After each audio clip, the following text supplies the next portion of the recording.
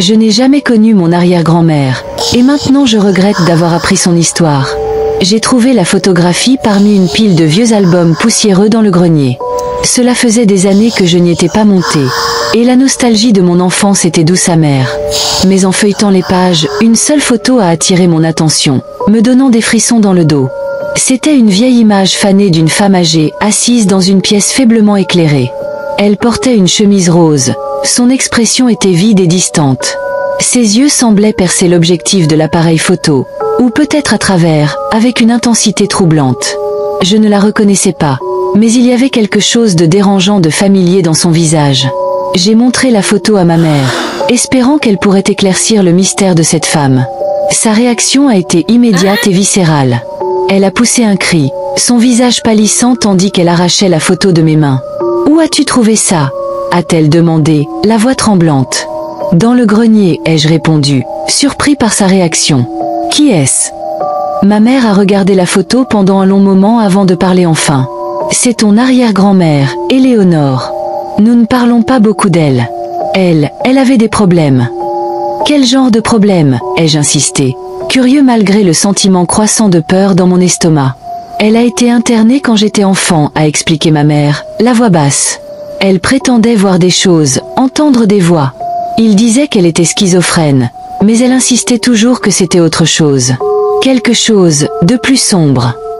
J'ai repris la photo, l'examinant de plus près. La pièce en arrière-plan était sombre, presque comme si elle avalait la lumière. Il y avait une étrange floue près de sa main, presque comme un flou de mouvement, mais plus sinistre, comme si quelque chose essayait de s'échapper du cadre. Veuillez vous abonner à cette chaîne si ce n'est pas déjà fait. Merci, continuons l'histoire. Cette nuit-là, je n'arrivais pas à me sortir l'image de la tête. Je l'ai posée sur ma table de nuit, espérant qu'un peu de sommeil m'aiderait à me débarrasser de ce sentiment étrange. Mais au fil des heures, je n'arrivais pas à m'endormir. L'obscurité de ma chambre semblait oppressante, les ombres s'allongeant et se déplaçant d'une manière illogique. Vers minuit, j'ai entendu un faible murmure, à peine audible mais persistant. J'ai tendu l'oreille pour essayer de comprendre les mots, mais c'était comme essayer de saisir de la fumée. Les murmures sont devenus plus forts, et j'ai réalisé qu'ils venaient de la direction de la photographie. J'ai allumé ma lampe de chevet, la lumière soudaine m'aveuglant momentanément. Quand mes yeux se sont habitués, j'ai vu que la photographie était tombée par terre, l'image d'Éléonore maintenant étrangement illuminée par la lueur de la lampe. Les murmures se sont arrêtés, remplacés par un silence lourd qui pesait sur moi. En ramassant la photo, j'ai remarqué quelque chose que je n'avais pas vu avant. En arrière-plan, derrière Éléonore, il y avait une silhouette floue, presque invisible mais définitivement présente. Un frisson a parcouru mon échine. Était-ce ce qu'elle prétendait voir ? Incapable de me débarrasser du sentiment d'être observée, j'ai décidé de faire des recherches sur Éléonore. Le lendemain, j'ai visité la bibliothèque locale et fouillé dans les vieux journaux et archives. Ce que j'ai trouvé était glaçant. Éléonore avait été internée à l'asile après avoir attaqué son mari, prétendant qu'il était possédé par un esprit sombre. Elle était devenue de plus en plus violente et paranoïaque, convaincue que quelque chose la poursuivait. Ses revendications avaient été rejetées comme les divagations d'une folle, mais plus je lisais, plus je commençais à croire qu'il y avait quelque chose de vrai dans ces histoires. J'ai trouvé son ancien journal, un petit livre relié en cuir rempli d'une écriture erratique. Ses entrées étaient un mélange de pensées lucides et de griffonnages frénétiques, détaillant sa descente dans la folie. Elle décrivait voir des silhouettes ombreuses, entendre des murmures dans la nuit et ressentir une présence oppressante qui ne la quittait jamais. Une entrée m'a particulièrement frappée. 13 mars 1956. Les ombres se rapprochent. Elles murmurent mon nom, me taquinent avec des promesses de paix si je cède. Je les vois dans chaque coin, chaque endroit sombre. Elles me veulent. Je le sais. Mais je ne céderai pas. Je ne céderai pas. Plus je lisais, plus je ressentais une peur insidieuse s'installer en moi. Les descriptions correspondaient à ce que j'avais vécu depuis que j'avais trouvé la photo. Les murmures, les ombres, la sensation d'être observé, tout était trop réel. Cette nuit-là, les murmures sont revenus, plus forts et plus insistants. Ils semblaient résonner dans mon esprit, me remplissant d'un sentiment de malheur imminent. Je serrais la photo, ressentant une étrange compulsion à la garder près de moi. Au fil des heures, j'ai vu un mouvement du coin de l'œil.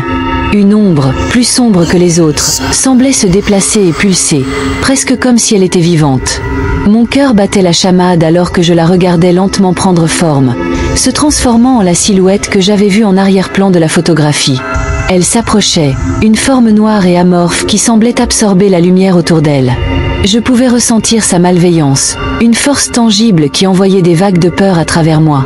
Les murmures devenaient plus forts, plus urgents, et j'ai réalisé qu'ils venaient de l'ombre elle-même. « Abandonne-toi » a-t-elle sifflé. Sa voix un écho tordu et déformé. « Rejoins-nous » J'ai bondi hors du lit, l'esprit en ébullition. L'ombre me suivait, implacable et inflexible. J'ai senti un contact froid sur ma peau, une tentacule de ténèbres s'enroulant autour de mon bras. La panique m'a envahi, et j'ai frappé, ma main passant à travers l'ombre sans aucun effet. La désespoir m'a pris, et j'ai couru au grenier, le seul endroit qui semblait contenir des réponses. J'ai trouvé la boîte d'anciens albums et les ai fouillés, espérant trouver quelque chose, n'importe quoi, qui pourrait m'aider. En sortant les albums, j'ai remarqué un petit compartiment caché au fond de la boîte. À l'intérieur se trouvait un autre journal, plus ancien et plus usé que le premier. Il appartenait à Éléonore, mais les entrées étaient différentes. Elles étaient écrites d'une main tremblante, les mots à peine lisibles. 31 octobre 1955.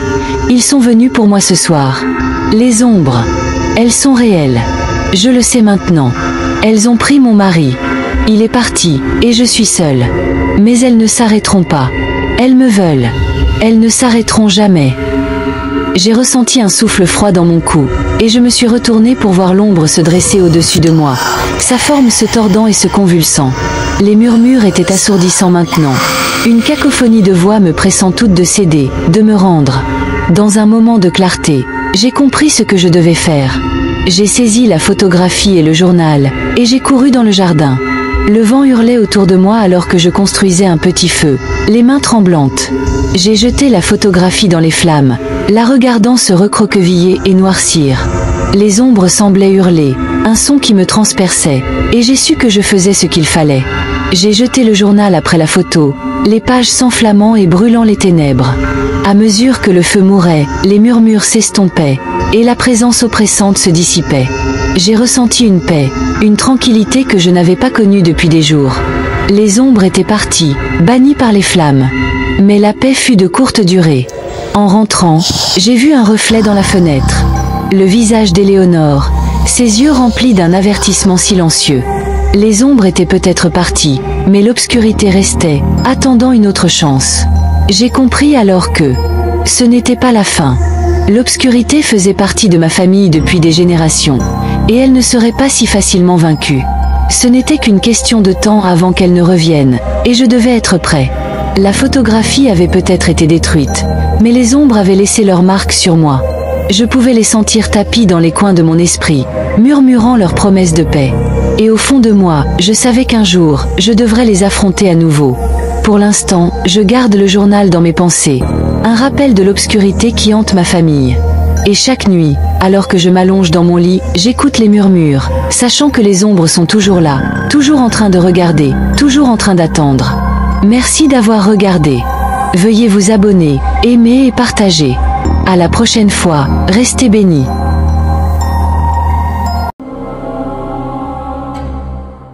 Dans une ville de millions d'âmes, où la cacophonie de la vie étouffe les histoires individuelles, une sombre et tordue tragédie se déroulait à huis clos, un secret à la fois choquant et désespéré. C'était un secret que personne n'aurait jamais dû découvrir. Un secret qui se terminerait dans l'horreur et le désespoir. L'air d'été à Bedford-Stuyvesant, Brooklyn, était épais et lourd, enrobant les rues d'un voile suffocant. Ce jour-là, l'asphalte semblait pleurer, chargé de la tension qui murmurait une catastrophe imminente. Dans un endroit où chaque coin de rue cachait ses propres secrets, personne n'aurait pu imaginer qu'une rencontre apparemment innocente entre un jeune homme et une femme plus âgée dégénérait en une tragédie terrifiante. Pourtant, chaque cauchemar commence par une petite étincelle, et pour un jeune homme nommé Dante Walker, tout commença par une simple conversation dans un parc voisin. Dante, à l'âge tendre de 19 ans, était une figure remarquable parmi ses pairs. Grand et athlétique, sa peau brillait sous le soleil alors qu'il jouait au basket avec ses amis sur les terrains usés. Ses yeux marron foncé reflétaient l'ambition tranquille de quelqu'un qui aspirait à une vie au-delà des limites imposées par son environnement. Il rêvait de quelque chose de plus grand, poussé par des rêves qui visaient les étoiles. Sa mère, Tina, travaillait sans relâche pour l'éloigner des gangs et des drogues qui rôdaient dans les rues comme des loups affamés. Et Dante réussissait pour la plupart à éviter ce destin. Cependant, le danger qu'il rencontrerait viendrait d'une source qu'il n'aurait jamais anticipée. De l'autre côté de la rue, face au terrain de basket, se trouvait une maison en pierre brune délabrée où Margaret Wilkins, une femme de 71 ans, passait ses journées dans la solitude. Avec ses cheveux gris et sa peau couleur café, elle était le genre de personne qui pourrait passer inaperçue dans l'agitation de la vie urbaine. Sa voix était lente et posée, suggérant qu'elle avait tout le temps du monde. Autrefois enseignante, elle avait consacré sa vie à éduquer de jeunes esprits, mais ses jours étaient loin derrière elle. Maintenant, en tant que veuve vivant seule, elle se retrouvait entourée des fantômes d'une vie remplie de rire, d'amour et de compagnie, des souvenirs qui semblaient lui échapper comme du sable entre les doigts. Cet été-là, Margaret se sentit attirée par Dante. Au début, ce n'était qu'une simple observation passive. Elle le regardait jouer au basket depuis son porche, son regard s'attardant sur la façon dont ses muscles se contractaient lorsqu'il sautait pour attraper le ballon, le son de son rire résonnant dans l'air. C'était un sentiment qu'elle n'avait pas ressenti depuis des années, un désir qui réveillait quelque chose de profond en elle, quelque chose qu'elle avait enfoui sous le poids de la solitude. Elle était bien consciente que son attirance était inappropriée, que son cœur battant la chamade chaque fois que leurs regards se croisaient était anormal. Pourtant, le vide dans sa vie était si profond qu'il éclipsait toute morale résiduelle. Dante, lui aussi, avait remarqué Margaret, d'abord par politesse. Il lui faisait un signe de la main en passant, lui adressant un hochement de tête respectueux, conscient de l'aîné qui semblait toujours le regarder. Mais un jour fatidique, après une partie particulièrement éreintante, Margaret l'appela depuis son porche. Sa voix était douce et invitante, lui demandant s'il avait soif et lui offrant une boisson fraîche par une chaude journée. Dante hésita un instant, mais la chaleur et l'épuisement le poussèrent à se rapprocher d'elle. Il y avait quelque chose de maternel et de réconfortant chez Margaret à cet instant, une sensation de sécurité. Il ne savait pas que ce geste apparemment anodin était le début d'un chemin sombre et tordu. Au fil des jours, Dante se mit à rendre visite à Margaret plus souvent. À chaque fois qu'il arrivait, elle avait quelque chose pour lui. Une boisson fraîche, une assiette de biscuits tout juste sortis du four, des compliments qui duraient un peu trop longtemps. Elle s'intéressait à sa vie, à l'école, au basket, écoutant chaque mot comme s'il était la seule personne qui comptait. Son rire remplissait l'air, et elle touchait parfois son bras ou son épaule, suscitant chez Dante une chaleur à la fois attirante et troublante. Il se sentait vu d'une manière qu'il n'avait jamais expérimentée auparavant, comme si Margaret avait une capacité unique à le faire se sentir spécial. Très vite, il tomba dans un piège dangereux. L'affection de Margaret, enivrante au début, se transforma peu à peu en quelque chose de plus sombre. Leurs conversations innocentes se muèrent en échanges intimes, débutant par des touchés fugaces qui s'attardaient plus que de raison. Un câlin qui pressait leur corps l'un contre l'autre d'une manière qui envoya des frissons de plaisir et de malaise à travers le corps de Dante. Il était jeune et inexpérimenté, et Margaret exerçait son pouvoir sur lui avec une précision rusée. Allongé dans son lit la nuit, les pensées de Margaret l'obsédaient, le frisson de son toucher, la chaleur de son sourire, la façon dont elle le regardait. Il savait que c'était mal, mais une partie de lui se délectait de l'excitation du tabou. Les rencontres secrètes commencèrent à la tombée de la nuit. Dante se glissait dans la maison de Margaret, se mouvant dans l'ombre pendant que le quartier dormait. À l'intérieur, l'air était chargé de l'odeur de vieux bois et de lavande, l'enveloppant dans une étreinte enivrante. La tension entre eux crépitait comme de l'électricité statique. Margaret, vêtue d'une chemise de nuit en soie, l'attirait à elle, lui murmurant des mots doux qui lui donnaient des frissons dans le dos. Elle n'était plus la vieille femme gentille qui lui offrait des rafraîchissements. Elle s'était transformée en une figure de désir, quelque chose de prédateur, quelque chose qui éveillait en elle une faim que Dante ne pouvait comprendre. Plus Dante passait de temps avec elle, plus elle le manipulait. Elle le convainquait que leur relation était spéciale, insistant sur le fait que personne ne pouvait comprendre le lien qu'ils partageaient. Margaret tissait un récit dans lequel il était responsable de son bonheur, lui rappelant sa solitude, tissant une toile qui le laissait se sentir piégé. Malgré les signaux d'alarme qui résonnaient dans sa tête, il était trop jeune, trop naïf pour reconnaître le danger. Au fil de l'été, l'obsession de Margaret grandit, son besoin de lui se transformant en un feu dévorant. Elle l'appelait à toute heure, laissant des messages empreints de désir et de désespoir. « Je ne peux pas dormir sans penser à toi », lui disait-elle. « Tu me fais revivre. Tu ne peux pas m'abandonner, Dante. J'ai besoin de toi. » Déchiré entre son sentiment de culpabilité et l'excitation de leur liaison clandestine, Dante se retrouvait pris au piège, incapable de se libérer. Jade, la petite amie innocente de Dante, représentait tout le contraire de Margaret. Jeune, vibrante, pleine de vie, elle incarnait un monde de possibilités et d'espoir. Pourtant, même lorsqu'il était avec elle, le poids de l'emprise de Margaret planait lourdement sur lui. Chaque baiser avec Jade semblait entaché par les pensées de Margaret. Chaque moment avec ses amis était interrompu par le téléphone vibrant qui le ramenait dans le monde sombre qu'il partageait avec la vieille femme. Les amis de Dante commencèrent à remarquer les changements en lui. Il devint plus silencieux, plus renfermé, s'éloignant du basket et des rires du parc. Ses notes commencèrent à chuter, et sa mère, Tina, ressentit l'angoisse pesant sur lui. Tina lui posait des questions sur son bien-être, son cœur lourd d'inquiétude, mais Dante écartait ses préoccupations, attribuant son humeur à la fatigue et au stress. Pourtant, sous la surface, une vérité bien plus sombre couvait une vérité qui menaçait de le dévorer. Alors que l'été avançait, l'intensité des exigences de Margaret s'accrut. Elle commença à lui demander plus de temps, plus d'affection, plus de loyauté. Elle pleurait et criait, le suppliant de rester à ses côtés, insistant sur le fait qu'elle n'aurait rien sans lui. Dante se sentait comme une marionnette, emmêlée dans les fils de la manipulation de Margaret, incapable de couper les liens qui le liaient à elle. Dans son cœur, il désirait se libérer de cette prison étouffante, mais il avait peur de ce que Margaret pourrait faire s'il la rejetait. L'obsession de Margaret prenait une tournure sinistre. Elle le suivait, apparaissant dans des endroits inattendus, le surveillant à la périphérie du campus, cherchant à apercevoir une trace de lui.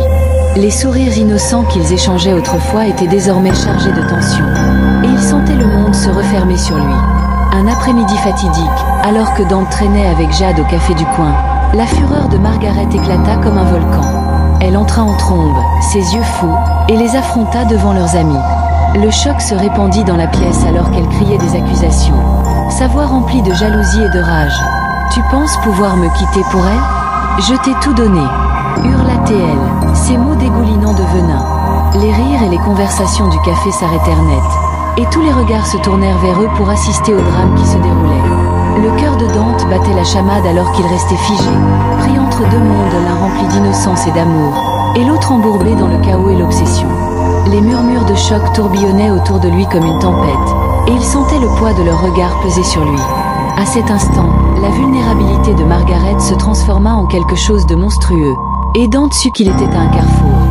Fuyant la scène, il chercha du réconfort dans l'anonymat des rues de la ville, le chaos effervescent autour de lui amplifiant sa confusion. Mais même en fuyant, les murmures du café s'accrochaient à lui comme une ombre, le suivant jusque dans la nuit.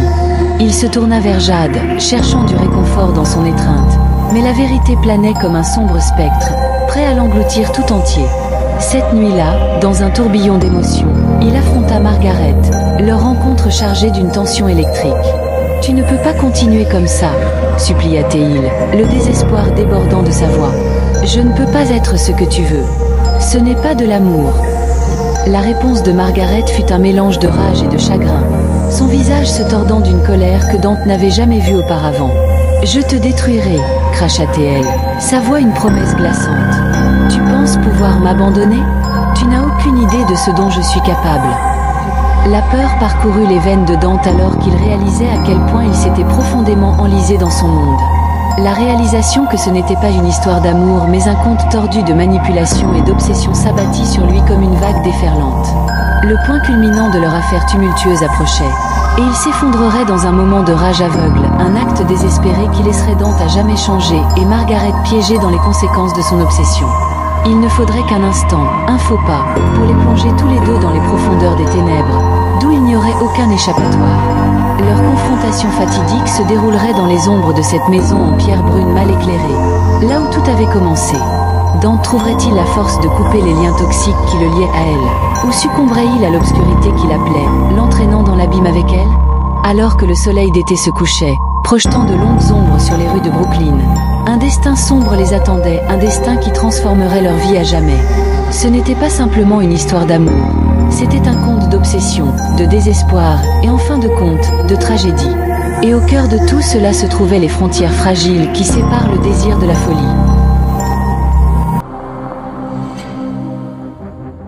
Au cœur de Brooklyn, New York, une ville vibrante de vie et de récits cachés, vivait Malik Robinson. un jeune homme qui semblait au sommet de la réussite. À 27 ans, Malik était grand et large d'épaules, dégageant une aura de confiance qui complétait ses traits marquants. Sa carrière d'ingénieur logiciel dans une entreprise technologique de premier plan lui offrait non seulement une vie confortable, mais aussi une place respectée parmi ses pairs. Pourtant, sous cet extérieur poli se cachait un profond désir de liberté, une envie de se libérer de l'emprise étouffante de son passé, en particulier de la présence écrasante de sa mère, Lorraine Robinson. Lorraine, une femme redoutable au début de la cinquantaine, était une figure imposante, à la fois physiquement et émotionnellement. Avec ses larges épaules et un visage marqué par des années passées à exercer un contrôle sur son fils, elle incarnait à la fois la force et une intensité troublante. Sa peau, autrefois lisse et éclatante, était devenue rugueuse avec le temps, marquée par des années de tabagisme. Ses yeux, perçants et pénétrants, scrutaient son entourage comme un faucon guettant sa proie. Pour l'œil non averti, Lorraine semblait être une mère simplement dévouée, soucieuse de s'assurer que Malik prenne les bonnes décisions dans la vie. Cependant, ceux qui la connaissaient mieux, amis, voisins, et même parents éloignés, murmuraient une réalité bien plus inquiétante. Sous son apparence de mère attentive, se cachait un amour obsessionnel pour Malik, une possessivité qui dépassait les limites de la normalité. Malik n'était pas simplement son fils, il était sa création, façonné pour devenir l'homme parfait qu'elle avait toujours rêvé, la représentation de ses rêves inassouvis. Alors que beaucoup qualifiaient le comportement de Lorraine d'hyperprotecteur, Malik commençait à prendre conscience de son influence étouffante sur sa vie. Il avait déjà vécu plusieurs relations amoureuses, mais chacune d'entre elles s'était effondrée sous le poids de la désapprobation de sa mère. Lorraine avait un talent particulier pour saboter ses connexions amoureuses. Souvent sous prétexte de bienveillance, elle semait le doute sur leur caractère, lançait des pics subtils et insinuait des menaces. Malik ignorait ces signaux, se persuadant que sa mère ne voulait que son bien. Mais au fond de lui, il savait que quelque chose n'allait pas. Puis Chantel Banks fit irruption dans sa vie. Chantel, une femme superbe dont la présence apportait à Malik une légèreté qu'il désirait depuis longtemps. Grande et voluptueuse, avec un teint semblable à du caramel fondu et de longues boucles noires, elle n'était pas seulement belle, mais aussi charismatique, avec un sourire capable d'illuminer les jours les plus sombres. En tant qu'influenceuse sur les réseaux sociaux, Chantel avait bâti une audience importante grâce à ses tutoriels de beauté et ses contenus motivants. Cependant, son parcours avait été semé d'embûches. Élevée à Harlem, elle avait surmonté une enfance tumultueuse, marquée par un foyer brisé, une mère embourbée dans des problèmes juridiques, et un père qu'elle n'avait jamais connu. Grâce à une détermination sans faille, elle avait émergé de son passé, se réinventant d'une manière qui défiait les pronostics. Sous son allure éclatante se cachait toutefois un secret bien gardé, un secret qui la rongeait de l'intérieur et menaçait de démanteler la vie qu'elle avait si péniblement construite. Des années avant de rencontrer Malik, Chantel avait eu recours à l'industrie pour adultes pour survivre, créant du contenu explicite sous un pseudonyme sur une plateforme aujourd'hui disparue. Bien qu'elle se soit depuis longtemps éloignée de cette période de sa vie, le spectre de son passé planait au-dessus d'elle, lui rappelant constamment sa vulnérabilité.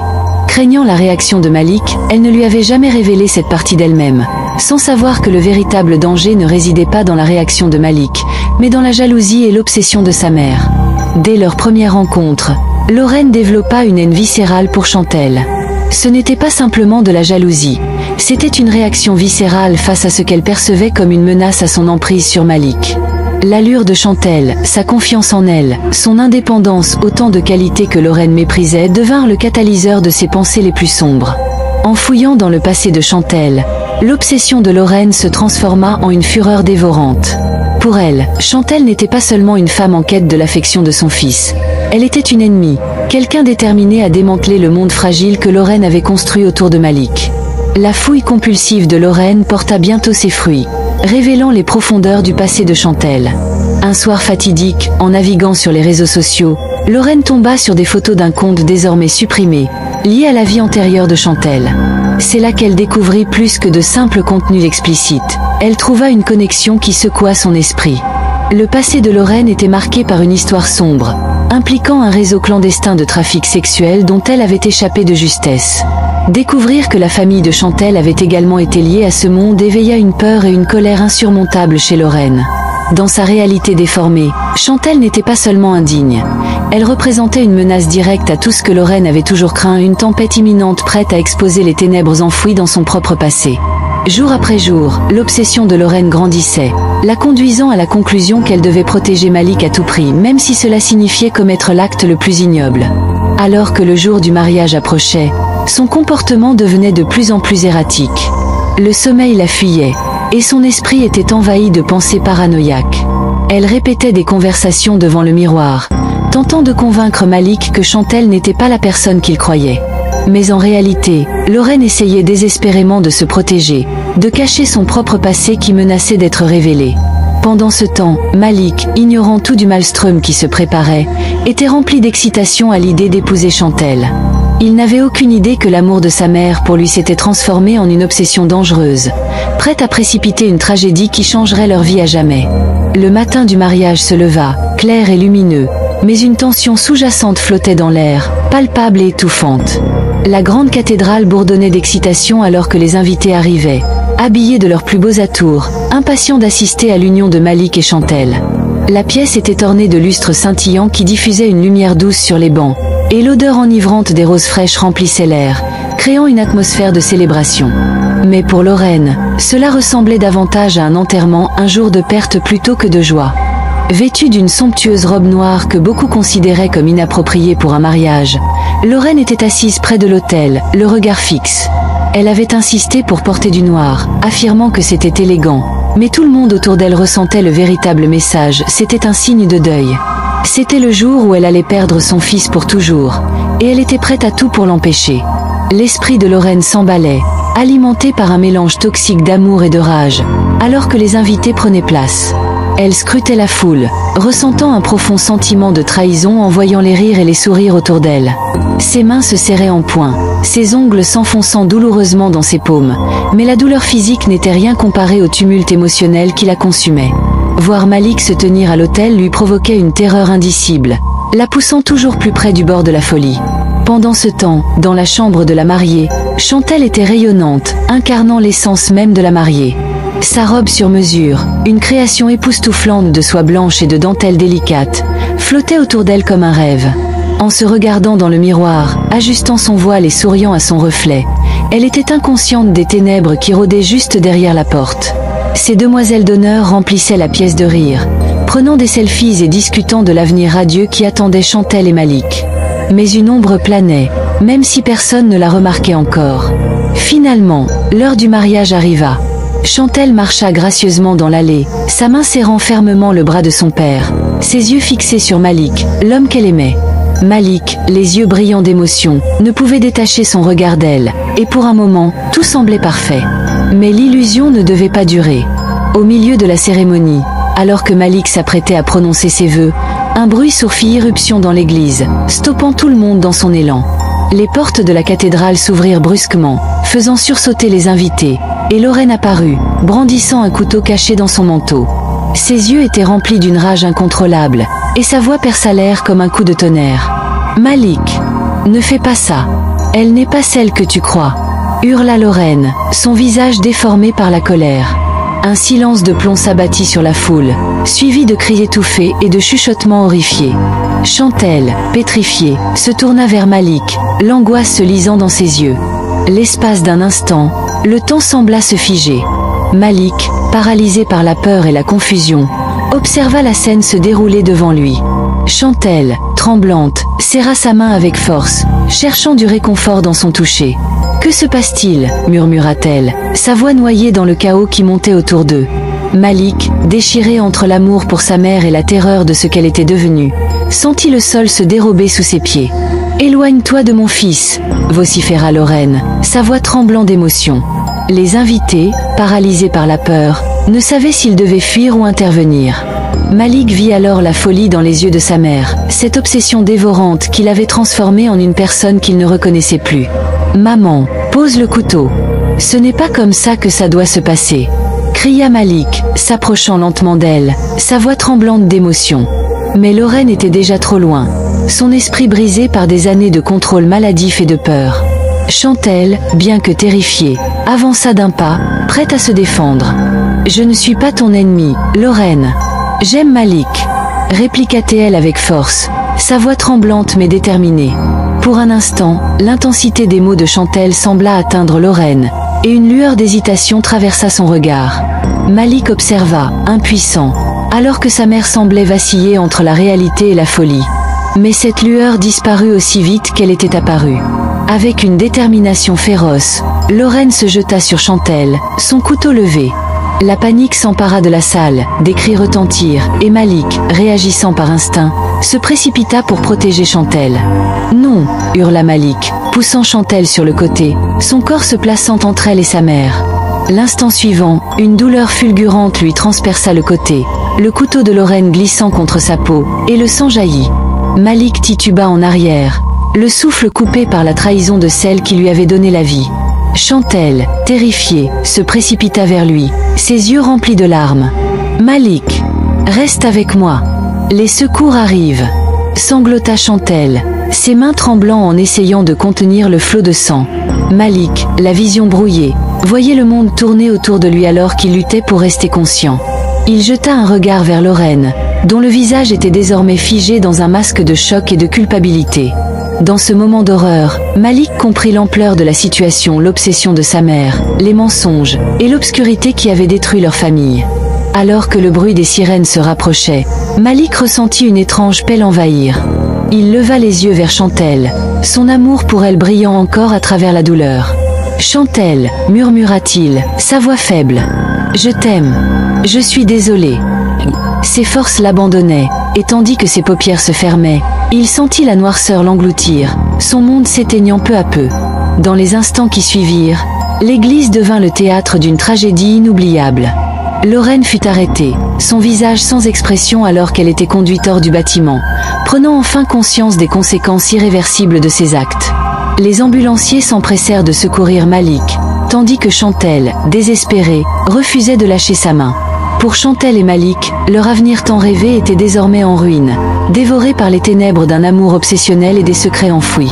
Tandis que les sirènes résonnaient au loin, la vie continuait autour d'eux, inconsciente de la tragédie qui venait de se jouer. Leur destin, autrefois tissé de promesses, était désormais irrémédiablement changé par la trahison, la folie et l'amour. Alors que les ambulanciers emportaient Malik sur une civière, Chantelle tenait fermement sa main, son cœur battant à tout rompre. Elle sentait la chaleur de ses doigts lui échapper, l'incertitude pesant lourdement sur elle. Tandis qu'il l'emmenait vers l'ambulance, une ombre sombre s'abattit sur son cœur. Leur amour, autrefois lumineux, semblait désormais enveloppé dans des ténèbres qui les hantraient pour toujours.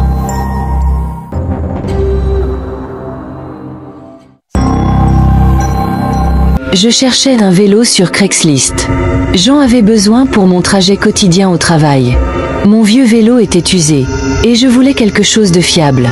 Un soir, je trouvai une annonce qui attira mon attention. C'était pour un vélo qui semblait neuf à un prix très bas. Les photos montraient un vélo brillant, presque inutilisé. Cela semblait trop beau pour être vrai, mais je ne pouvais pas résister à l'envie de le vérifier. J'ai contacté le vendeur par email sur Craigslist. Il répondit rapidement et me donna une adresse où nous pourrions nous rencontrer. L'adresse était celle d'une vieille zone industrielle en ville. Cela me sembla un peu étrange, mais je pensais peut-être qu'il travaillait dans l'une des usines là-bas. Nous avons convenu de nous retrouver le lendemain soir. Le jour suivant, je finis le travail et me rendis à l'adresse. La zone était déserte. Les usines semblaient abandonnées, avec des fenêtres brisées et du métal rouillé partout. Je me sentais mal à l'aise mais décidai tout de même de continuer. Je garai ma voiture et marchai jusqu'à l'adresse que le vendeur m'avait donnée. C'était une vieille usine délabrée avec une grande porte en métal. Il n'y avait pas de lumière autour, et le soleil commençait à se coucher, projetant de longues ombres qui rendaient tout encore plus sinistre. Je vérifiai mon téléphone pour des messages du vendeur. Il m'avait texté qu'il était à l'intérieur de l'usine et que je pouvais entrer. Hésitant un moment, je pris une grande respiration et poussai la lourde porte. Elle craqua bruyamment, résonnant dans le bâtiment vide. À l'intérieur, il faisait sombre et moisi. L'air était lourd avec l'odeur de poussière et de rouille. Je voyais à peine quelque chose, alors j'utilisai la lampe de poche de mon téléphone pour éclairer le chemin. « Bonjour » appelai-je, ma voix résonnant dans l'immensité de l'espace. Aucune réponse. Je fis quelques pas plus loin, mais pas résonnant sur le sol en béton. Juste au moment où j'étais sur le point de faire demi-tour, je vis une silhouette émerger des ombres. C'était un homme, probablement dans la trentaine, portant un hoodie et des jeans. Il avait le vélo avec lui. « Bonjour, je suis ici pour le vélo », dis-je, essayant de paraître confiant malgré ma peur croissante. Oui, il est juste ici, répondit-il, sa voix rugueuse. Approche et vérifie-le. Je m'approchai et regardai le vélo. Il était exactement comme sur les photos, brillant et neuf. Je n'en croyais pas ma chance. Je tendis la main pour sortir l'argent lorsque soudain je ressentis une douleur vive dans le côté. L'homme avait sorti un couteau. « Donne-moi ton portefeuille et ton téléphone », exigea-t-il, ses yeux froids et durs.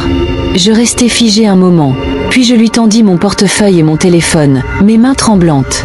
Il les prit et me poussa au sol. Je tombai durement, le souffle coupé. « Ne bouge pas », prévint-il avant de disparaître dans les ombres avec mes affaires. Je restai là quelques minutes, essayant de reprendre mon souffle et de rassembler mes pensées. Mon côté me faisait mal là où il m'avait frappé, mais j'étais plus choquée qu'autre chose. Je n'arrivais pas à croire ce qui venait de se passer. Lentement, je me levai et sortis de l'usine. Le ciel était sombre maintenant, et les lampadaires projetaient une lueur sinistre sur les rues désertes. Je retournai vers ma voiture, mon esprit tourbillonnant. Je devais appeler la police, mais mon téléphone était parti. Je me souvenais avoir vu un téléphone public près de l'entrée de la zone industrielle. Alors je me dirigeai vers cet endroit. Arrivé au téléphone public, je me débrouillai avec la monnaie dans ma poche et composai le 911. L'opératrice répondit, et j'expliquai rapidement ce qui s'était passé. Elle me demanda de rester sur place et me dit que des policiers étaient en route. Je raccrochai et attendis, mon cœur battant toujours la chamade. Après ce qui sembla une éternité, je vis les lumières clignotantes d'une voiture de police arriver.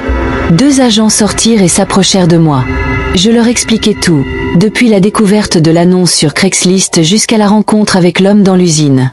Ils écoutèrent attentivement puis me demandèrent de leur montrer l'endroit où cela s'était passé. Nous retournâmes à l'usine, et je leur indiquai l'endroit où l'homme m'avait volé. Les agents fouillèrent la zone et trouvèrent certains de mes biens éparpillés sur le sol. Ils trouvèrent aussi le vélo caché derrière de vieilles machines. L'un des agents resta avec moi pendant que l'autre appelait des renforts. En quelques minutes, d'autres voitures de police arrivèrent, et ils commencèrent à fouiller tout le bâtiment. Après un moment, ils trouvèrent l'homme caché dans une des pièces arrière. Il avait encore mon portefeuille et mon téléphone. Ils l'arrêtèrent et l'emmenèrent. Plus tard, au poste de police, je fis ma déclaration. Les agents me dirent que l'homme était un criminel connu avec un passé de vol et d'agression. J'étais soulagée qu'il ait été attrapé et que je sois en sécurité. La police me félicita pour mon calme et ma coopération. Ils me rendirent mon portefeuille et mon téléphone, et je quittai le poste avec un mélange d'émotions. J'étais reconnaissante d'aller bien mais aussi secouée par l'expérience. J'avais appris une leçon précieuse sur les risques de rencontrer des inconnus pour des transactions en ligne. Dorénavant, je serai beaucoup plus prudente. En juillet 2020, la chaleur estivale était écrasante et les journées semblaient interminables. Mon petit terrier marron, Max, avec une tache blanche sur la poitrine, avait disparu. Il était mon plus fidèle compagnon, et sa disparition soudaine m'a laissé le cœur brisé. J'ai fouillé le quartier, les parcs locaux et même les villes voisines. J'ai affiché des avis et demandé à tout le monde que je croisais. Mais Max était introuvable. Les jours se sont transformés en semaines, et l'espoir commençait à s'effriter. Un soir, dans mon désespoir, j'ai décidé de consulter Craigslist. Mon cœur a sauté de joie lorsque j'ai vu une nouvelle annonce. Trouvé, petit chien marron avec tache blanche sur la poitrine. La description correspondait parfaitement à Max. J'ai rapidement envoyé un message au posteur, détaillant l'apparence de Max et exprimant mon espoir qu'il l'avait encore. Une réponse est venue presque immédiatement. « Oui, j'ai votre chien. Rencontrez-moi demain à 18 h au Pinewood Trail. » Pinewood Trail était une zone isolée à la périphérie de la ville, connue pour ses bois denses et ses sentiers tranquilles. C'était à environ 30 minutes en voiture de chez moi. Submergé par l'excitation de retrouver Max, je n'ai pas remis en question le lieu de rencontre étrange. Le lendemain, alors que le soleil commençait à se coucher, j'ai conduit jusqu'à Pinewood Trail. Le parking était vide et l'entrée du sentier déserte. Alors que j'attendais, la lumière s'éteignait et le silence des bois devenait de plus en plus prononcé. À 18h15, il n'y avait toujours aucun signe du posteur ni de Max. Mon malaise grandissait jusqu'à ce qu'un homme émerge du sentier. Il était grand, avec une barbe hirsute et un sweat à capuche sombre. Il s'approcha de moi lentement, ses mouvements délibérés. Mon cœur battait la chamade avec un mélange d'espoir et de peur. « Êtes-vous ici pour le chien ?» demanda-t-il, sa voix basse et rugueuse. Oui, vous l'avez ? Répondis-je, essayant de garder ma voix calme. Il est un peu plus loin sur le sentier. Suivez-moi, dit-il, se retournant vers les bois. Quelque chose dans la situation semblait étrange. Pourquoi emporterait-il Max si loin dans les bois ? Malgré mes réticences, je le suivis. Au fur et à mesure que nous marchions, les arbres devenaient plus denses et la lumière déclinante n'atteignait à peine le sol. L'homme s'arrêta et me pressa de continuer, mais ses yeux reflétaient une intensité inquiétante. Je jetai un coup d'œil autour de moi, réalisant à quel point nous étions isolés. Une pensée glaciale me traversa l'esprit. Je me rappelais un article de presse sur un attaquant en série qui utilisait des annonces fausses pour attirer ses victimes dans des endroits isolés. Mon cœur se mit à battre la chamade alors que je mettais tout ensemble. Je devais m'échapper. Je forçai un sourire et lui dis que j'avais besoin de récupérer quelque chose dans ma voiture. Son impatience était palpable alors qu'il me pressait de me dépêcher. Dès qu'il fut hors de vue, je courus jusqu'au parking, essoufflé et terrifié. Le bruit de pas derrière moi devenait de plus en plus fort. Je paniquais en cherchant mes clés, réussissant enfin à déverrouiller la voiture et à sauter à l'intérieur, en fermant et en verrouillant la porte. L'homme apparut, le visage déformé par la rage, frappant la vitre et criant pour que je sorte. Je démarrai la voiture et quittai rapidement le parking, mon cœur battant la chamade jusqu'à ce que je sois de retour en ville, entouré de gens et de lampadaires. Plus tard dans la nuit, un agent de police m'appela pour m'informer que l'homme était un attaquant en série connu qui utilisait des annonces fausses pour attirer les victimes. J'avais eu de la chance d'échapper indemne. Bien que je n'ai jamais revu Max, j'espérais qu'il avait trouvé une personne bienveillante qui l'avait pris en charge. L'expérience m'a profondément secouée et m'a rendue beaucoup plus prudente. Max me manquait énormément, mais j'étais reconnaissante d'être en sécurité. Depuis ce jour, j'ai averti les autres des dangers de rencontrer des inconnus dans des endroits isolés. Le souvenir de cette soirée est resté comme un rappel constant de faire confiance à mes instincts et de rester vigilante. Max avait peut-être disparu, mais j'avais trouvé une nouvelle conscience qui m'a protégée dans les jours à venir. Il y a quelques semaines, je cherchais un ordinateur portable d'occasion. Le mien était lent, et j'avais besoin d'un nouveau pour le travail. N'ayant pas beaucoup d'argent, j'ai décidé de consulter Craigslist. Après quelques recherches, j'ai trouvé un ordinateur portable qui semblait parfait.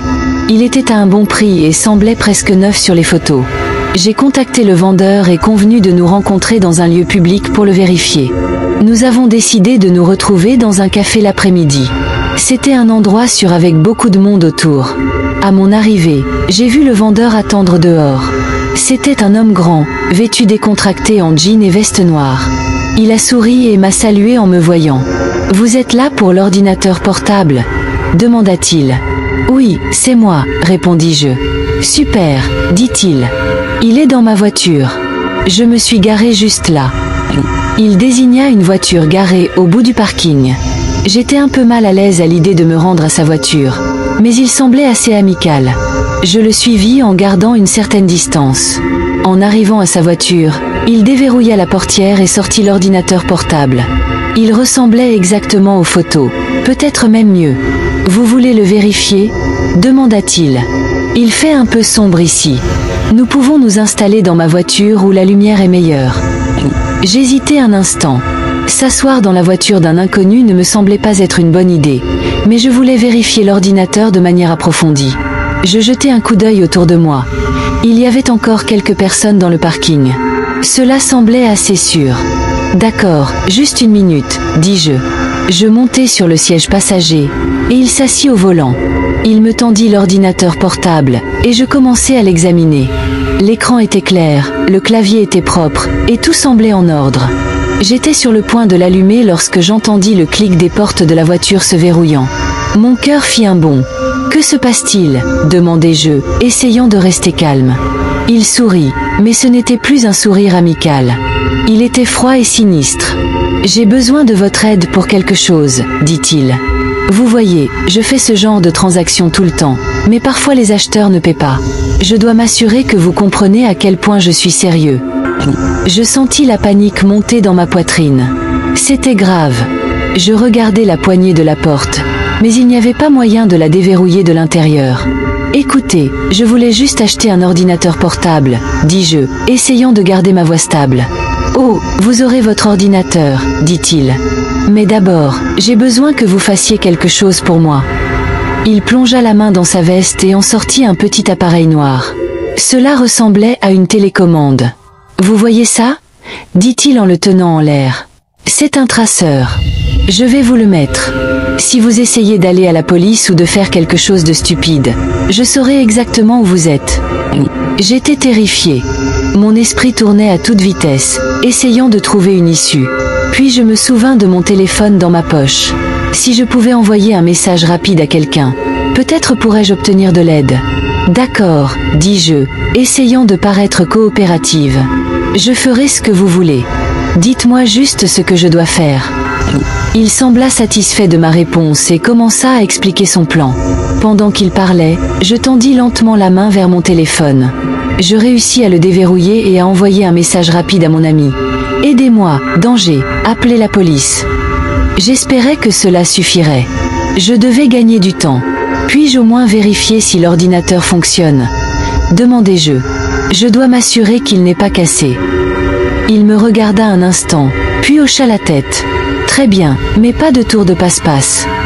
J'allumai l'ordinateur et feignis de le vérifier. Mais mon esprit était concentré sur l'évasion. J'avais besoin d'une distraction. Puis une idée me vint. « Et, il y a quelque chose qui ne va pas avec l'écran », dis-je en désignant un endroit au hasard. « On dirait une fissure. » Il se pencha pour regarder, et à ce moment-là, je frappai l'ordinateur portable contre sa tête de toutes mes forces. Le choc le stupéfia, et je profitai de l'occasion pour déverrouiller la porte et sortir en courant de la voiture. Je courus aussi vite que possible, criant à l'aide. Quelques personnes dans le parking me virent et accoururent. J'expliquai ce qui s'était passé, et elles appelèrent la police. La police arriva rapidement. Ils trouvèrent l'homme toujours dans sa voiture, se tenant la tête à l'endroit où je l'avais frappé. Ils l'arrêtèrent et l'emmenèrent. Plus tard au poste de police, je fis ma déclaration. Les agents me dirent que l'homme avait été impliqué dans des crimes similaires auparavant. Il attirait les gens avec des offres fausses et les piégeait dans sa voiture. J'étais secoué mais soulagé d'avoir réussi à m'échapper. La police me félicita pour ma réactivité rapide et me dit que mon message avait aidé à une réponse rapide. J'ai appris une leçon précieuse ce jour-là. Aucun accord ne vaut le risque pour votre sécurité. Dorénavant, je serai beaucoup plus prudente avec les transactions en ligne. En quittant le poste de police, je ne pouvais m'empêcher d'être reconnaissante. Les choses auraient pu se terminer bien pire, mais j'étais en sécurité, et c'était tout ce qui comptait.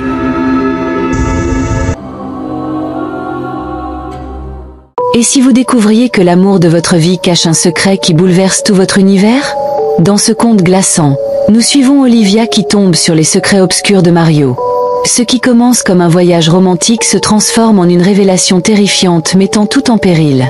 Préparez-vous pour un tourbillon d'émotions et de suspense. Ce n'est pas juste une histoire, c'est un cauchemar que vous n'oublierez jamais. Je m'appelle Olivia et voici mon histoire.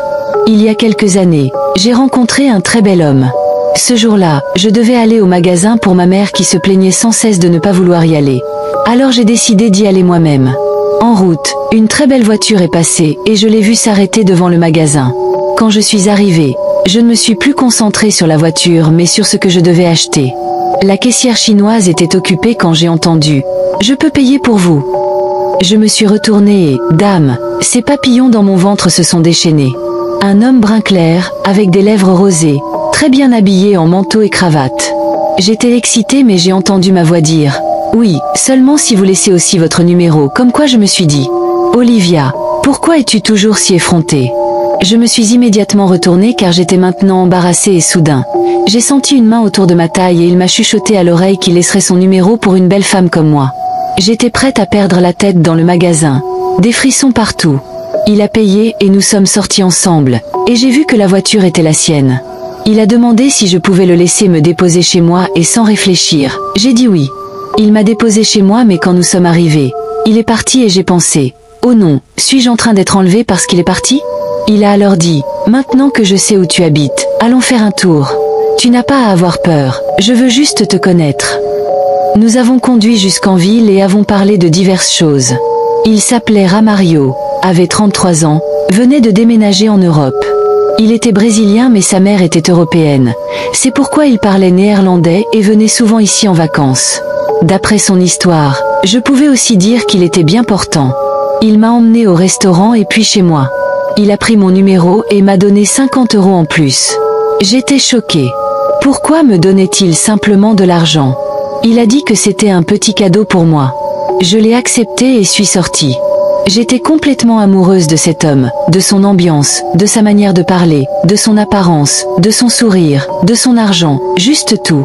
Après ce jour, Ramario a commencé à me rendre visite plus souvent, me récupérant, m'emmenant faire des promenades, me faisant des cadeaux agréables et coûteux. Et il affirmait toujours qu'il ne cherchait pas le sexe, que tout arriverait en temps voulu. Il me déposait au travail et me récupérait ensuite, me choyait, me donnait beaucoup d'attention. Je suis tombée follement amoureuse de lui et je devenais très jalouse quand nous sortions car je voyais d'autres femmes le regarder tellement qu'une fois. J'ai même eu une altercation avec une femme qui osait flirter avec lui juste devant moi. Ramario trouvait sexy que cela se soit produit et cette nuit-là, après 6 mois ensemble, nous avons enfin eu des relations sexuelles. C'était bon. Il était bien doté et très bon au lit. Ramario avait mon cœur et personne ne pouvait nous séparer. Pour mon anniversaire, il a planifié une soirée incroyable et quand nous sommes arrivés, j'ai passé un moment fantastique. Nous avons mangé, ri, nous nous sommes câlinés. C'était juste merveilleux. Lorsque le dessert est arrivé, j'ai vu quelque chose écrit sur l'assiette et quand j'ai lu, j'ai presque eu une crise cardiaque et oui, vous avez deviné, c'était écrit « Veux-tu m'épouser ?» J'ai crié de joie, oui, et j'ai pleuré dans ses bras. Je ne m'attendais vraiment pas à cela et j'étais tellement heureuse et excitée. J'ai reçu une belle bague avec une grosse pierre. Je ne pouvais pas attendre de la montrer. Nous sommes partis et avons eu des relations sexuelles incroyables dans la voiture et il m'a déposée chez moi. J'ai couru à l'intérieur parce que je voulais dire à ma mère. Elle était très heureuse pour moi mais pensait que je précipitais les choses puisque je ne connaissais Mario que depuis 7 mois. Je pensais qu'elle devrait juste être heureuse pour moi et ne pas interférer. Donc ma mère et moi avons eu une dispute ce soir-là. Je suis allée dans ma chambre et je ne lui ai plus parlé pendant des jours. Après cela, Ramario et moi avons commencé à chercher une maison pour vivre ensemble. Il voulait que nous emménagions ensemble même si je n'étais pas prête à vivre avec un homme encore. Je ne lui ai pas dit mais je l'ai fait parce que je l'aimais et j'étais prête à tout pour lui. Nous avons trouvé une maison dans le nord, je ne dirai pas exactement où. C'était une grande belle maison. Il a dit qu'il l'achèterait et m'a demandé si j'étais d'accord. J'ai dit oui, grand amour après tout. Il a même voulu la mettre à mon nom et m'a demandé « Ramario, m'aimes-tu tellement que tu veux faire cela ?» Avec des larmes dans les yeux parce que je n'avais jamais vécu de telles choses et c'était tellement bon et j'étais déjà excitée de montrer ma maison puisque les gens faisaient déjà tant de bruit à propos de ma bague quand ils voyaient ma maison. Ramario est venu me chercher un soir et m'a emmenée dans cette maison. Devant la porte, il m'a donné la clé et a dit « Voici ma chérie, c'est à toi à partir d'aujourd'hui. » Je me suis jetée sur lui, l'ai embrassé et nous avons couru à l'intérieur. Nous avons joué dans la maison, nous étions heureux. Le matin suivant, je suis rentrée chez moi et j'ai dit à ma mère et elle n'était pas du tout contente que je déménage. Elle m'a appelée stupide et naïve et j'ai senti qu'elle était juste jalouse parce qu'elle n'avait pas eu de bonnes choses elle-même. Je lui ai dit, ce n'est pas parce que ton homme ne t'a jamais mis dans une maison ou proposé que mon enfant ne devrait pas avoir ça. Après avoir dit cela, waouh, la gifle que j'ai reçue d'elle. Je l'ai poussée et suis allée directement dans ma chambre, claquant la porte devant elle parce qu'elle est venue après moi. J'ai appelé Mario et il est venu immédiatement. Ma mère l'avait vraiment maudit et je me sentais désolée pour lui. Nous sommes partis immédiatement, je n'ai même pas pris mes vêtements avec moi. Dans la voiture, Mario pleurait pour moi car il pensait qu'il ne le méritait pas et se demandait pourquoi ma mère ne pouvait simplement pas l'accepter et être heureuse pour moi et laisser le reste à moi. J'étais tellement en colère contre ma mère que je l'ai gardée à distance pendant des années. Mario m'a également beaucoup énervée après un certain temps, mais nous y reviendrons plus tard. De retour à la maison, j'ai vu une voiture dehors, une Harrier, et j'ai demandé à Mario si nous avions des visiteurs et il a ri et a dit « Non bébé, c'est ta voiture ». Il l'avait achetée la veille. J'ai commencé à pleurer comme une bébé dans ses bras et ne pouvais pas le remercier assez. Donc, avec du recul, Mario me faisait un lavage de cerveau amoureux. Mais bon, la vie entre nous était bonne. Pour ceux qui se demandent si je lui ai déjà demandé ce qu'il faisait dans la vie, oui, il m'a dit qu'il avait une entreprise familiale et qu'il travaillait avec son père à la fois ici et au Brésil. Je préfère ne pas mentionner le nom de l'entreprise car elle est encore active. De toute façon, c'était l'anniversaire de sa tante, donc nous sommes allés là-bas. Il faut savoir qu'elle vit en Guyane française, donc nous avons dû nous y rendre. J'étais très excitée car je n'y avais jamais été auparavant, alors j'étais prête. Le jour est arrivé et nous sommes partis. À notre arrivée, j'ai vu beaucoup de membres de la famille, ce qui m'a rendue nerveuse, mais Mario m'a encouragée, donc tout s'est bien passé. Plus tard dans la soirée, nous avons passé un très bon moment. Sa famille était accueillante et chaleureuse, et j'ai aussi rencontré son père, qui était vraiment un homme sympathique et amical, ou du moins je le pensais. J'étais dans la cuisine quand sa tante est venue me voir et a dit « Oh, tu es vraiment la chanceuse, gâtée et tout ». J'ai souri, puis elle a cessé de sourire, a regardé dehors puis de nouveau vers moi et a dit « Reste sur tes gardes, ma fille, tout ce qui brille n'est pas or.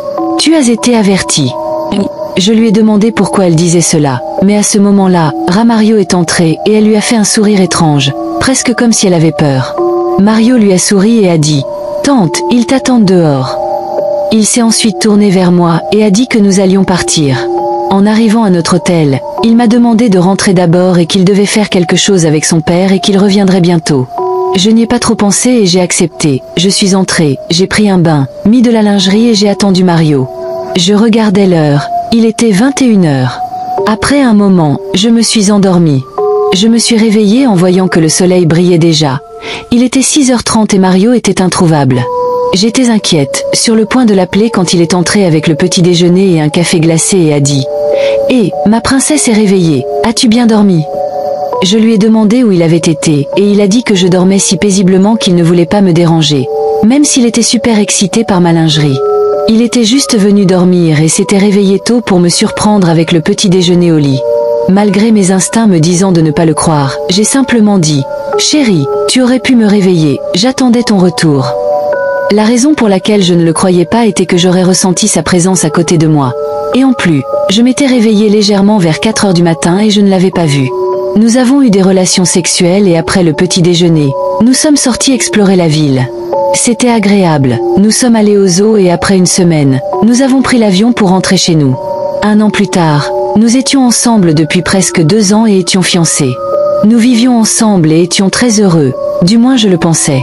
Mario avait été un peu silencieux dernièrement, mais quand je lui ai demandé, il a dit qu'il était juste fatigué et avait beaucoup à faire. Nous planifions le mariage et avions choisi un lieu, les couleurs, les invités, toute l'organisation. Il a été soudainement convoqué par son père pour se rendre au Brésil pour des affaires. Il n'y allait pas souvent mais quand il le faisait, il restait des semaines. Après une semaine, je l'ai appelé, pas de réponse. J'ai continué à appeler pendant des heures. 2e jour, il a rappelé en disant qu'il était occupé mais qu'il ne fallait pas s'inquiéter car tout allait bien. Je lui faisais confiance car il ne m'avait jamais menti. Alors je me suis occupée de mes affaires. Après cela, je n'ai plus eu de nouvelles pendant plusieurs jours. J'ai appelé sa famille pour demander s'ils avaient eu des nouvelles de lui. Pas de réponse. J'étais de plus en plus inquiète.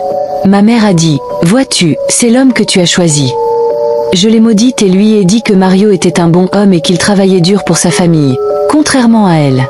Quelques jours plus tard, je me promenais au supermarché avec ma mère et oui, tu l'as deviné, Mario est soudainement apparu devant moi. « Bébé, je suis de retour, tu m'as manqué », a-t-il dit.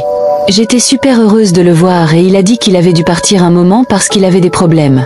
Je lui ai demandé ce qui se passait et il a dit que ce n'était rien de grave et qu'il n'y avait pas de quoi s'inquiéter. Je l'ai cru et nous sommes rentrés chez nous. Nous avions tous les deux faim, alors nous avons décidé de préparer quelque chose à manger. Nous avons cuisiné ensemble et après le dîner, nous sommes montés dans notre chambre. J'ai mis mon téléphone dans le tiroir et nous avons commencé à regarder un film. J'avais une agréable chaleur intérieure parce qu'il était enfin de retour avec moi. À un moment donné, il s'est endormi et je suis allée à la salle de bain pour prendre une douche. Je suis revenue au lit et je me suis également endormie. Après cela, tout s'est déroulé sans encombre, du moins je le pensais. Après 5 mois, Mario est rentré un jour et a dit qu'il devait aller en France pour des affaires. L'entreprise de son père avait ouvert un bureau là-bas et c'était seulement pour quelques jours. Je n'y ai pas prêté attention et j'ai dit qu'il pouvait y aller. Lorsque je suis rentrée du travail, il était en train de faire ses valises. Je suis allée le voir, je l'ai embrassé sur le cou et j'ai dit qu'il allait me manquer. Il est parti le lendemain matin. Nous nous sommes embrassés au revoir et avons dit « Je t'aime ». Quelques heures plus tard, je suis allée au travail. Je me sentais bizarre ce jour-là, comme si quelque chose n'allait pas. J'ai appelé Mario et lui ai demandé si tout allait bien et il a dit que oui et qu'il ne fallait pas s'inquiéter. Je devais travailler le lendemain matin aussi et après mon service, j'ai pris une douche, mis de la lingerie, pris des photos et les lui ai envoyées en disant « Rentre vite, tu me manques ». Il a répondu « Tu es l'amour de ma vie, tu me manques encore plus ». À ce moment-là, mon sentiment de malaise est parti. Après quelques jours, je suis rentrée un soir et ma mère était à la porte. Elle était en colère. Elle m'a poussée à l'intérieur et a dit que je n'étais qu'une idiote. Je lui ai demandé ce qui se passait et elle m'a montré une vidéo. C'était Mario en France, dans une voiture avec une autre femme, en train de s'embrasser. J'avais l'impression que mon monde s'effondrait. Ma mère m'a dit qu'elle avait toujours su et avait essayé de me prévenir mais que je n'avais jamais écouté. Elle m'a montré d'autres vidéos et photos de Mario avec cette femme. J'ai confronté Mario à son retour. Il a d'abord nié mais a ensuite admis. Il m'a dit qu'il voyait cette femme depuis un moment et qu'il était tombé amoureux d'elle. Il s'est excusé et a dit qu'il ne voulait pas me faire de mal. Je me suis sentie trahie et le cœur brisé. Nous étions ensemble depuis si longtemps et je lui faisais confiance entièrement. Nous avons rompu et j'ai quitté la maison. J'ai dû recommencer ma vie mais j'ai appris une leçon précieuse. Tout ce qui brille n'est pas or.